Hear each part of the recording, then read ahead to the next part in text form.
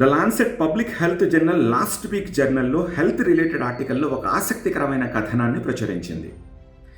రోజుకి కనీసం 7,000 అడుగులు వేయగలిగితే కలిగే హెల్త్ బెనిఫిట్స్ గురించి అందులో చెప్పింది. అవేమిటో కూడా చెప్పింది. 7,000 స్టెప్స్ కనుక పర్ డే వేస్తే కార్డియోవాస్కులర్ డిసీజెస్ 25% తగ్గిపోతాయంట. అలాగే క్యాన్సర్ వచ్చే ప్రమాదం 6% తగ్గిపోతుందట.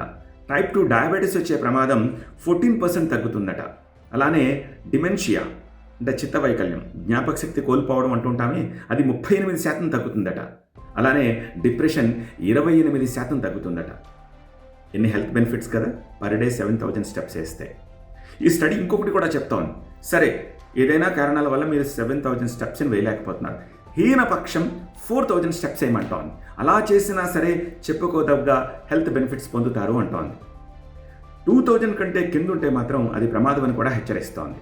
ఈ మధ్యకాలంలో 10,000 కౌంట్ని ప్రామాణికంగా చాలా చోట్ల చెప్తూ ఉన్నారు, విచ్ ఈజ్ అన్రియలిస్టిక్. 7,000 స్టెప్స్ని కౌంట్గా పెట్టుకుంటే చాలు, that is enough for your health benefits అని చెప్పేసి చెప్తా ఉంది. ఇన్ఫర్మేటివ్ కదా, మీ ఫ్రెండ్స్కి షేర్ చేయండి. And at the same time comment రాయండి, మీరెన్ని స్టెప్స్ వేస్తున్నారు.